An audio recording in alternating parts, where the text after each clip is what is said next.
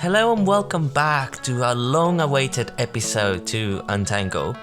I've been recovering from COVID since last Sunday, so hence why there have been a marked delay on the releasing of episodes.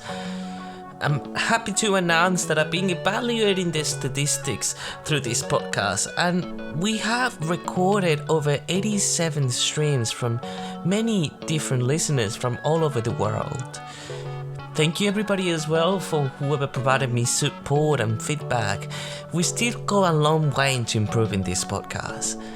And thanks whoever has already been subscribed to this podcast, and welcome to anyone that is newly subscribed. Now, before we start, significantly we need to establish that stigma is quite a complicated and vast topic that can be analyzed from multiple angles. Therefore, we'll try to divide this complicated topic into multiple episodes. But this particular topic will be introduced in this podcast, and we're gonna focus on a more generalistic approach from a worldwide but also national perspective. Without any further ado, let's untangle stigma, the first part. Now, you might wonder, what is stigma? Well, stigma is a noun that is utilized to attach shame, prejudice, and discrimination to a particular topic. In a topic of focus, essentially we're evaluating how stigma is attached in mental health. And this is quite significant because mental health to this day and age is still linked with stigma. Individuals with living experience of mental illness experience stigma during their life, and sometimes almost as a daily basis. Now, how come stigma present in society? And it presents itself in multiple avenues. Public stigma, for instance, involves the negative or discriminatory attributes that others put into someone that has a mental illness. Moving forward, individuals with self-stigma refer to themselves to negative attitudes, and they include internalized shame that they have about their own condition. Now, moving along to institutional stigma, this is a more systemic problem that involves policies of government and private organizations that essentially, sometimes intentionally or unintentionally, limits the opportunities of individuals with mental illness. Now that we have an understanding of how public self-stigma and institutional stigma develops, for example, there are some ideas, stereotypical ideas that people have out there. And one of them is that people with mental illness are dangerous, incompetent, and to blame for their disorder. Another example is when organizations lower the funding of mental illness research, or they have fewer mental health services available when compared to other areas.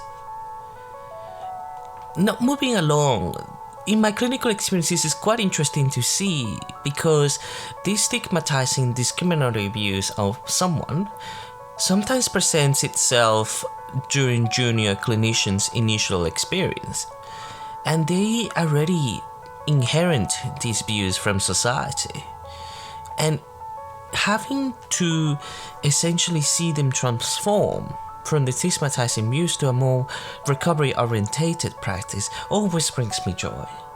And one of the reasons why we're talking about this in this podcast. But why does stigma present itself in society, even to this day and age? Well, this is due to a variety of reasons. A majority of this is simply a misunderstanding of mental health conditions. We can list a few, and as we discussed before, society plays an important part into developing stigmatizing views towards people with mental illness. And this is still truth.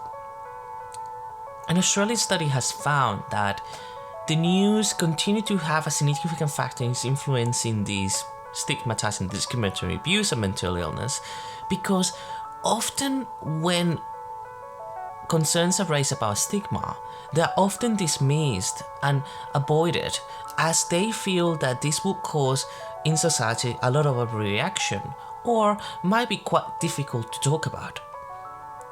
Moving along the education area, education appears to also have sometimes stigmatizing views towards people.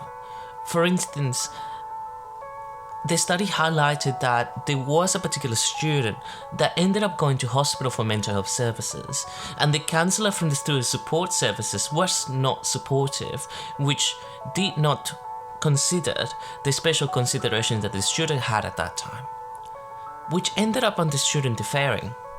Now, this is quite fascinating, right? Because this doesn't happen quite often. And based on my experience, universities and tertiary educations are actually quite supportive to students. But it puts it into perspective that we still have this out there. In social media, for instance, individuals with lived experience of mental illness find it very difficult to speak out in social media. For instance, there was a person that attempted to talk about taking their own life, but they were met by attacks from other individuals in social media. Yet, they developed this reluctant feeling to share. In terms of relationships as well, individuals with lived experience of mental illness highlighted that one of the major factors influencing their recovery is the building a healthy relationship with others. But there is a problem, you see. There is a lack of official resources directed to the loved ones of that person, family and carers, to essentially make them understand what's going on in their life, or how to look after them, how to potentially talk to them or care for them, which finds the person with lived experience finds it very difficult to be understood and supported. And you see, the official documentation of stigma is quite vast. You type stigma out there in your favorite search bar, and you actually find there is a lot of information regarding this. There's a lot of movement. But as you try to potentially filter through some of this information, it actually is very generalistic. A lot of the times, resources about stigma is all about how do we make ourselves better. It doesn't target the problems that we previously discussed, right? But moving along from society, not looking at the workplace, the American Psychiatric Association has had another study that evaluated that 1 in 5 workers feel comfortable about talking about mental health. And if you remember from my initial episode, we talked about this a bit as well. And in Australia, they felt that 70% of workers were actually willing to be talking about mental health, yet half of them felt supported, right? Now, in this American study, 2 out of 4 colleagues felt actually the need to help the troubled colleague, yet one of those 2 felt that they were unable to assist them because they didn't have enough resources and skill to help them. And the EAP is something that is commonly discussed out there.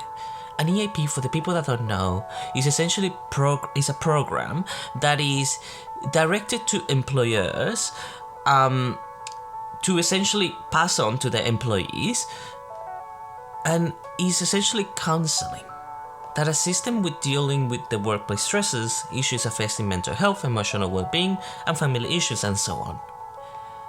However, despite the encouragement for this EAP program to be used, they are still highly underutilized. One piece of evidence said to me that apparently 5 to 10% is actually what is actually utilized out there. And this puts it quite in an interesting point, right? Because the resource is there, yet we're not using it. For what I heard in my clinical experience is when EAP is actually promoted, this is a phone service sometimes, majority of the time it is, and it's actually sometimes quite difficult to get into. There's a waiting period, and it can only assist you for like 4 sessions, and the remainder sessions you have to pay for them. So if you're having a quite difficult time at work, they only expect you to get better from first sessions, and the remainder you have to spend your own money to get better. But let's not discuss that further. Let's move along to the next one, and that is personal factors can also affect on how we develop stigmatizing views towards people with mental illness. Upbringing, in the way that we grew up, our understanding of mental health, and also cultural and spirituality views can affect into how we develop these stigmatizing views. And obviously, when you compare somebody that was born in a first world country compared to another individual that was born overseas, we can state that those two individuals will have very different views in relation to mental health. Now, moving forward to the special population, and this is something that I wanted to touch base on because we're going to be talking about this one in another episode, but we need to touch base on this. LGBTI plus community are actually a quite special population in terms of stigma, and that is majority of their lifetime these individuals essentially feel stigmatized. A majority of that is simply because of the nature of being part of the community. Being lesbian, being gay, bisexual, transgender, etc. People struggle through their identity majority of their lifetime. And due to being different, society puts stigmatizing views towards them. Sometimes religion, sometimes cultural as well affects this.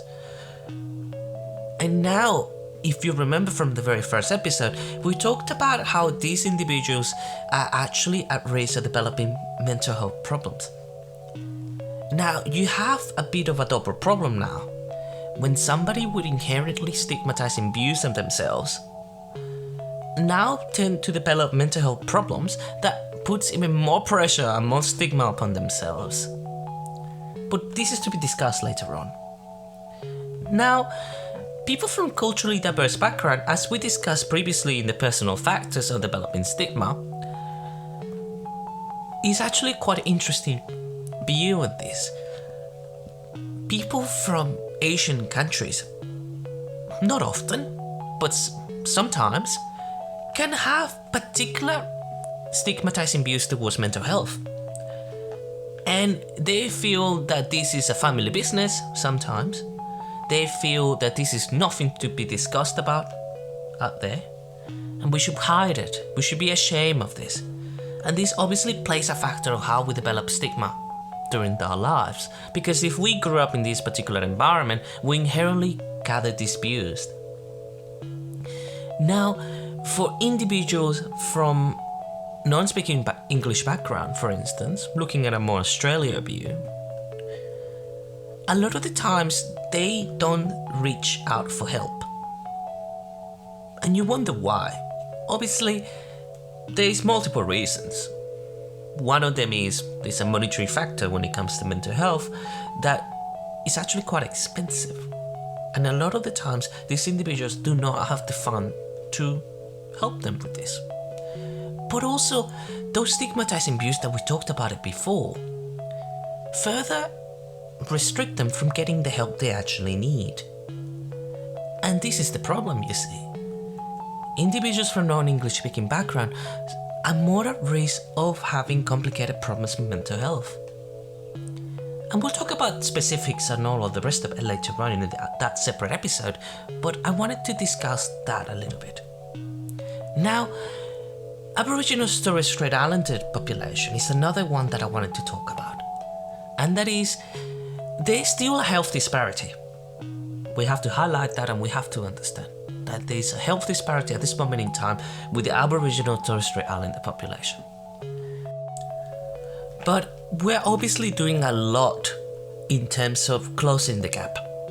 There's a lot of movements out there, and a lot of government-initiated movements and other non-governmental organizations in terms of reducing the health disparity out there. But the statistics still shows there's a high degree on this. Yet we're actually quite improving in this sense. You see, back in the day, Aboriginal Torres Strait Islander people will avoid coming into hospital, talking about personal matters. But as we became better into understanding their culture, but also being welcoming and acknowledging their loss, they had been more willing to talk to us. And being a mental health clinician, this is actually quite fascinating, because when I started working as a quite junior clinician, when I had somebody from an Aboriginal Torres Strait Islander population, I was initially quite scared. And that is, I didn't want to say the wrong thing, because I didn't want to harm their trust. But a lot of the times, and this is what one person told me, you treat me with respect and I will treat you with respect. And that's how we're gonna get along. And that played a very interesting factor and turn point in my career. Because at the end of the day, if we treat another human being like the way we want to be treated, we are already breaking that barrier on stigma. But moving along, how stigma actually affects individuals with mental illness.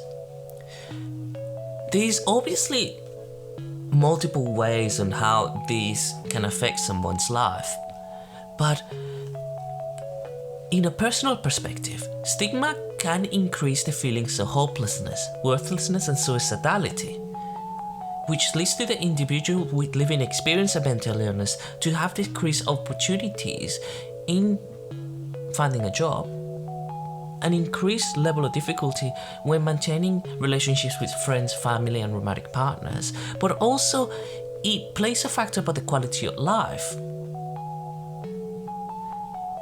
Now, looking at a societal perspective, stigma can lead to negative discriminatory behaviors such as avoiding these individuals with living experience of mental illness, exclude them and annihilate them, because we want to avoid the risk. And that is that stigmatizing point that I made earlier, that people with mental illness are dangerous, incompetent, and to blame, is what actually people believe out there. But we'll talk how we can make this better very soon. Now, moving along to stigma in healthcare, a recent journal article evaluated the stigma initiatives in Australia, and it concluded that from over around 80 initiatives, there was a need to increase initiatives towards the specialist population that we spoke about before, and that is the LGBTI, the people with culturally diverse background, and individuals with Aboriginal Torres Strait Islander. Now, the National Stigma Card, which is an Australian study that is quite world-leading in the way that they're producing evidence out there, is actually trying to break down how stigma actually affects individuals out there. And we quoted some of these before, and in relation to the news, the education relationship, but now we're looking in a more healthcare perspective. Now, healthcare in general, stigma still ever presents out there. Individuals with mental illness, when they go and present themselves to hospital for their physical health problems, they feel that the mental health condition labels them as being difficult to care for or as being complex. And a lot of the times that can get in the way of them getting physical health care. And that puts it into a quite relatively difficult position, right? Because the chief concern wasn't for them to come in and get assessed for mental health problems. The chief concern was there to come in and get whatever they developed, physical health-wise, fixed. And this is what the evidence and also the clinical practice have shown. The people out there with living experience, when they present to hospital, they still feel stigmatized. But stigma doesn't just stop there. Stigma also develops on mental health wards. I'm not gonna say all of them, because let's be honest, not all of them are the same. But some of them can be improved. For instance, there was an example in the paper that mentioned that individuals with borderline personality disorder are actually sometimes denied the care they actually need, while others believe that avoiding care is better as they feel traumatized from the psychiatric care they receive. Now, that's actually quite confronting. Let's break it down a little. Now, individuals with borderline personality disorder, when you look after them, is a little bit of a balancing act. And that is, sometimes when you provide the care they need, they can actually get sicker. When you provide that hospital admission that they so want, they can sometimes lead them to become more unwell than they actually arrive. And this is due to the complexity of this. But the problem with this is one of the most stigmatizing things to have up there. And that is that people with borderline personality disorder are often very discriminated against. They feel that by just having the label, people already make the assumption that they're difficult. And that is not quite the case, you see.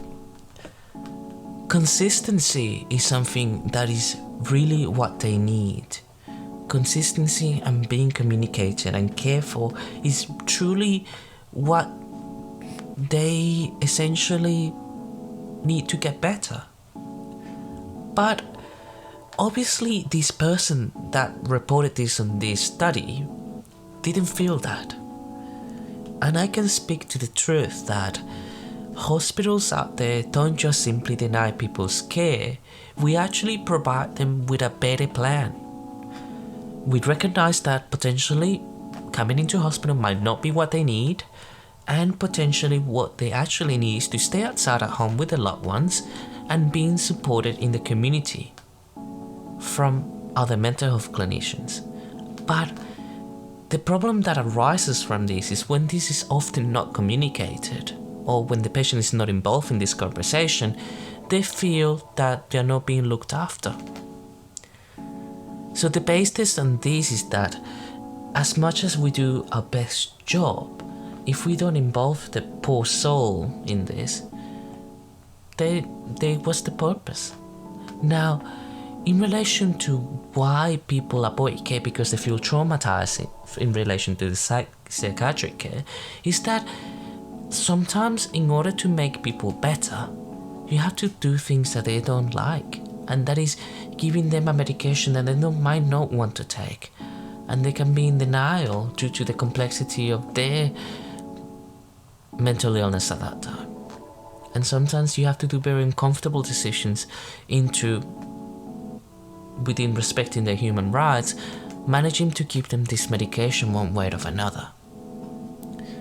Now, what we discussed previously in relation to how stigma relates to healthcare is actually quite truthful.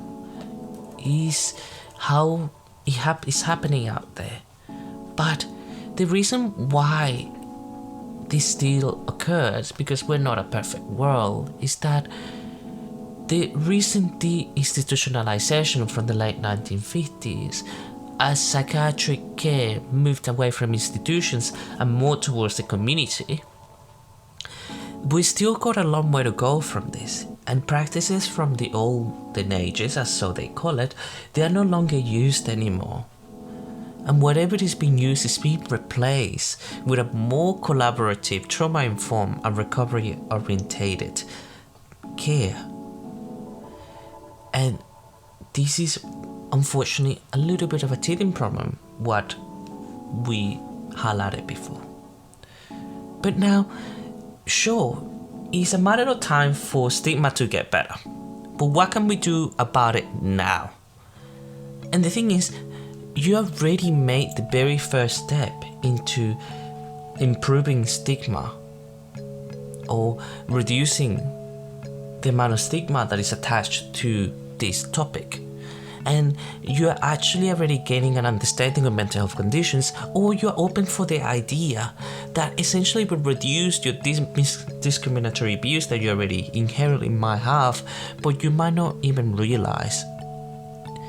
You see, literature mentions that knowing someone with a living experience of mental illness assists in the reduction of stigma. And as we highlighted in the very first introductory episode, this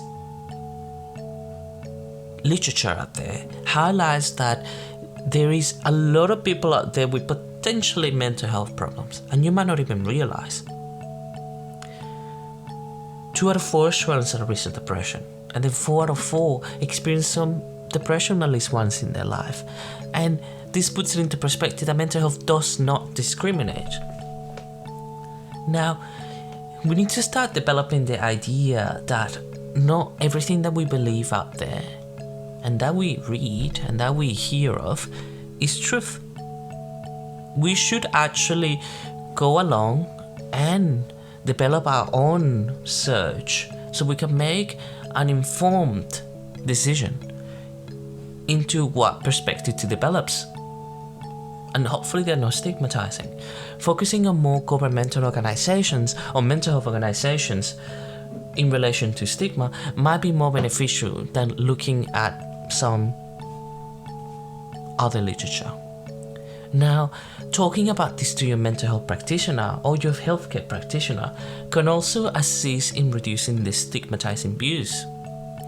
But if you feel that something out there posted that is not really sitting well with you, this could be reported to an Australian organisation called Stigma Watch, and their job is to essentially take that away.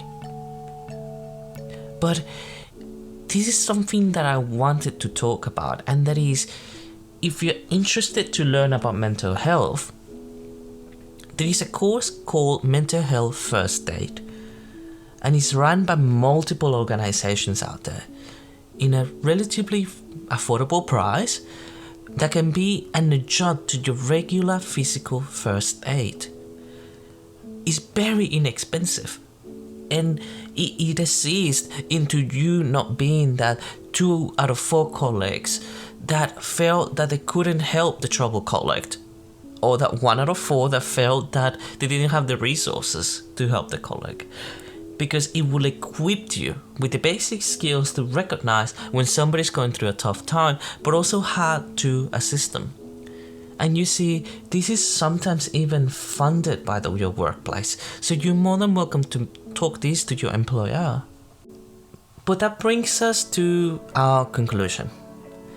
And I want to thank you for listening along to one of the most complicated topics to talk about in mental health. From this particular podcast, you should be able to start to have an understanding of what stigma is and how this affects individuals with lived experience of mental illness. But we talked about also how stigma presents in society, workplace and healthcare. Then we attempted to deconstruct the reasons why this is so relevant. We also talked about the possible ways on how we can tackle this and improve this out there. But yet again, we will talk about the specialist population later on. And the next episode will be a little bit light. We'll talk about sleep. Something that is quite basic, yet can also be quite complicated to understand. But if you like to feel informed in the latest on the podcast, please subscribe in your preferred platform. And once again, thank you for your valuable time, because without you, I wouldn't be here doing what I'm doing right now.